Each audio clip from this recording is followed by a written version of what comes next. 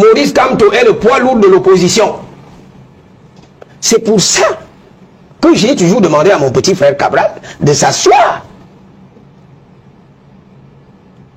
avec Maurice Kamto. Imaginez un peu que ces deux-là se mettent ensemble. Mais vous voyez, j'ai demandé au professeur Maurice Kamto de prendre ses responsabilités vis-à-vis du peuple. Pour ainsi dire, que la vraie coalition au sein de l'opposition, c'est la coalition entre un leader et le peuple.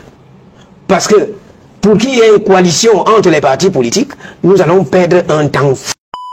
Pour la deuxième question. Les enfants ne s'arrêtent jamais devant un arbre qui ne produit pas de fruits. C'est le pouvoir qui entretient ce tribalisme-là.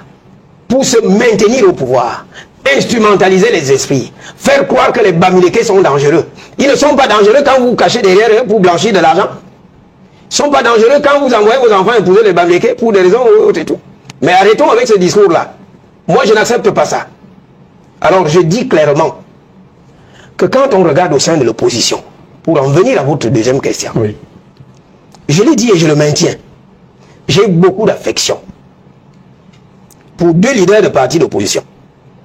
Sans pour autant exclure les autres, je vous ai dit, bon, il y a une brave dame, Madame Ndamjoya. Il y a José aussi, qui est mon frère. Mais je dis, à un moment de l'histoire, il faut savoir affronter la vérité.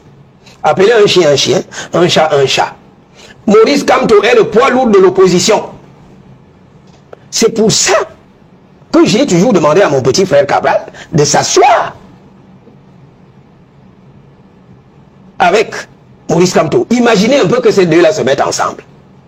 Mais vous voyez, on a tellement fait des choses artificielles que les militants, au point où les militants du MRC détestent ceux du PCRN, ceux du PCRN détestent ceux du MRC. C'est le tribalisme. Il faut mettre fin à ça. Est-ce que je me fais comprendre? Donc oui, je vais en venir, s'il vous plaît. Permettez-moi de chuter. Si je suis allé à Paris, c'est sur l'invitation du président Maurice Kamto. Tout comme Cabral, Libye m'avait invité à son congrès. Et là, j'ai dit que je réalise, ça je l'ai dit à Paris, je réalise que dans la tête des opposants, chacun veut être président. Alors qu'il nous reste très peu de temps, le peuple regarde. Qui donc? Voilà pourquoi j'ai demandé à Maurice Kamto de prendre ses responsabilités. Pourquoi? Parce que je le dis et le maintiens. Je ne sais pas pourquoi, je ne sais pas où bien parce que Maurice Kamto est Bamileke ou quoi que ce soit. Mais je dis non, moi je n'adhère pas à ces discours. Qu'on le veuille ou non, le MRC est le parti d'opposition le plus structuré au Cameroun. Le MRC est le poids lourd et son leader. Son leader est très structuré, c'est un maître. Vous n'allez pas me demander de détester mon enseignant parce qu'il est Bamileke. Et votre exclusion du groupe de Douala, est-ce du tribalisme? S'il vous plaît. Le groupe de Douala, ça signifie quoi? Attendez que je vous dise de quoi il s'agit. J'ai des relations personnalisées avec mon grand frère Sambaka. C'est lui qui m'appelle un jour et me dit, professeur, s'il te plaît, petit frère, avec ta stature dans la scène politique, au sein de l'opinion, viens nous donner un coup de main au sein du groupe de Douala. Afin que nous cherchions à fédérer les énergies et dégager un candidat. Alors, voilà comment je me rends au Douala. Grande est ma surprise d'apprendre que j'ai été exclu. Exclu par qui? C'est un membre de ce groupe? Qui par qui? Quel groupe? Non, j'ai pas de problème avec Sambaka. Vous avez vu que Sambaka s'est désolidarisé. Tout à fait. Alors, et depuis donc on m'exclut, ce groupe, il est où? Ben, il faut arrêter avec de la diversion, s'il vous plaît. C'est pour ça que je vous dis que le groupe de Douala, c'est un épiphénomène. Est-ce que je me fais comprendre? C'est un épiphénomène. La vérité est que fédérer les énergies au sein de l'opposition est un travail herculien. C'est pour ça que je vais chuter en disant que pour moi, je réalise que la coalition des partis d'opposition devient de plus en plus illusoire. Parce qu'il y a des égos surdimensionnés. Les gens ne veulent pas admettre qu'il y a deux poids lourds. Cabral Libye et Maurice Kamto. Et Maurice Kamto en tête, je le dis clairement. C'est chacun qui veut être président. Ouais, tout le monde déclare. Alors que notre ennemi commun, c'est le pouvoir, c'est Paul Biya, qu'il faut dégommer du pouvoir, parce que son pouvoir dure et perdure. Mais vous avez cette manie de l'opposant contre l'opposition qui finissent par fâcher. C'est la raison pour laquelle, vous savez, les gens interprètent mal. Je vous ai dit tout à l'heure, madame, que je ne suis encarté nulle part. Vous pouvez vérifier, je ne suis pas membre du MRC. J'ai beaucoup d'affection pour ce parti politique. Qui pour moi une locomotive. Je vais en venir, s'il vous plaît. Ouais. Je vais en venir. J'ai demandé au professeur Maurice Kamto de prendre ses responsabilités vis-à-vis du peuple. Pour ainsi dire que la vraie coalition au sein de l'opposition, c'est la coalition entre un leader et le peuple. Parce que pour qu'il y ait une coalition entre les partis politiques, nous allons perdre un temps fou. Vous lisez? Beaucoup. Ah, ça se voit pas du tout, hein. Parce que depuis que vous vous exprimez, oui, j'ai l'impression d'entendre un débat dans une buvette de quartier. S'il vous plaît, excusez-moi, monsieur. Mais justement, elle a raison de l'éducation. Je sais que vous êtes misogyne au RDPC. Permettez que je m'exprime. Je suis une femme qui défend ses valeurs. Je voudrais vous dire, monsieur Zang, ne tombez surtout pas dans l'hystérie politique. Parce que ce que vous dites tout à l'heure n'a aucun sens. Des pouvoirs publics pour que la tension puisse baisser. Vous avez parlé des discours de haine et tout ça. Est-ce que vous attendez que quelque chose soit fait dans ce sens-là? Bon, déjà, monsieur Otto, avant d'arriver à votre question, il faut d'abord apporter quelques éclaircies.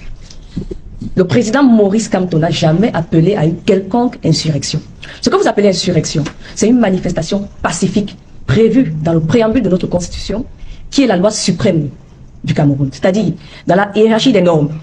Après la Constitution, on a les traités internationaux, après on a les lois, on a les décrets. Donc lorsque la Constitution dit tout citoyen camerounais a le droit de manifester pacifiquement, c'est pas de l'insurrection. C'est pas de l'insurrection, c'est une faculté, une capacité reconnue à tout Camerounais de manifester publiquement son mécontentement dans le respect des libertés de l'autre. Nous n'avons rien cassé. Nous n'avons bousculé personne. Au contraire, c'est la police qui nous a arrêtés, nous a tabassés. Nos militants ont été torturés pendant 2 jours au CED, bastonnés comme des animaux. Je vous assure, même le plus grand délinquant dans ce pays ne peut pas être traité comme les militants du MRC. On a vu le cas récent de M. Mwafo, qui a assassiné un enfant de 6 ans au quartier Mbouekele. Il a fallu plusieurs semaines, on parlait d'enquête. Mais quand des militants du MRC manifestent pacifiquement, on dit flagrant délit, là il n'y a pas besoin d'enquête. Et ils ont condamné au tribunal militaire. Là où un individu qui a pris une machette pour décapiter un bébé n'est pas passé. Donc, c'est pas de l'insurrection. C'est l'expression de la citoyenneté républicaine. Et nous méritons parce que nous sommes des Camerounais. On ne nous a pas encore déchus de nos nationalités. Donc, pour revenir à monsieur Zang du RDPC, j'admire vraiment la ferveur, c'est-à-dire la haine avec laquelle vous défendez un monsieur que vous n'avez jamais rencontré. Non, je sais pas votre problème. Une candidature déjà qui n'est même pas certaine. Vous avez parlé des congrès. Le RDPC a organisé son congrès. C'est un deuxième parti. Vous pensez que vous avez l'autorité morale ici pour dire aux gens congrès, alors que vous avez un candidat frauduleux? Oui. Ok, d'accord. Donc, je voudrais vous dire, il faut lire, vous lisez? Beaucoup. Ah, ça se voit pas du tout, hein. Parce que depuis que vous vous exprimez, j'ai l'impression d'entendre un débat dans une buvette de quartier. S'il vous plaît, excusez-moi, monsieur. Mais justement, elle a raison de l'éducation. Je sais que vous êtes misogyne au RDPC. Permettez que je m'exprime. Je suis une femme qui défend ses valeurs.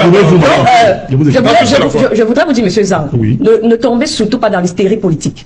Parce que ce que vous dites tout à l'heure n'a aucun sens. Vous parlez de drogue, vous parlez de folie, vous parlez de ménopause politique, vous parlez des trucs que vous-même, vous traitez mon camarade de lutte, oui c'est mon camarade de lutte, vous le traitez de ménopausé politique, il est au FCC. Vous le savez quand même. Il a compris. Monsieur Biya, quel âge? De toutes les façons. Quel âge? Mais de toutes les façons. Monsieur Zang, qui est jeune, défend un monsieur qui dans 7 ans aura 100 ans. 100 ans pile. Vous permettez, monsieur Zang? Un petit poste comme ça. Tu l'as eu. Monsieur Zang défend un monsieur qui aura 100 ans dans 7 ans. Donc, il va nous expliquer par quelle magie noire un monsieur de plus de 90 ans va diriger le Cameroun. Je vais parler après vous. Et le maintenir debout. Donc, j'aimerais beaucoup vous dire un truc, c'est que vous avez traité le président Maurice Kamto de président de Facebook. Mais quand on est président de Facebook, on n'effraie pas la police républicaine RDPCiste. Quand le président Maurice Kamto atterrit ici à Douala pour rencontrer ses militants lors d'une réunion privée. Non, la police, c'est pas le cas des Je vous en prie, monsieur. C'est la police nationale. Oui, comme vous voulez. Chacun son point de vue. Non, c'est la police nationale. C'est vous qui parlez de... Je veux qu'on vous reste sur... C'est la police nationale, pour tous les Camerounais. C'est pas le fait de répéter ça 10 fois. Donc déjà, le président de Facebook est arrivé à Douala récemment. Il a été interdit de rencontrer ses militants. Il a été embastillé dans un appartement. Il a été reconduit de force à Yaoundé à son domicile. Pourtant, on est censé ne pas avoir peur de Facebook. Mais de quoi avez-vous peur, comme mon camarade a demandé? On ne comprend plus en fait sur quel pied danser avec vous. Donc je vais juste vous rappeler que vous nous traitez de violents, d'agressifs, mais c'est vous qui avez arrêté nos camarades. Et vous les avez envoyés en prison, où ils ont écopé de 7 ans, devant le tribunal militaire alors qu'ils sont des civils et n'ont commis aucun crime armé. Donc vraiment, remettez-vous en question.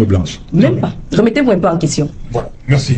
On va faire des grands signes, c'est le journal. Dans un instant, on va revenir en deuxième partie.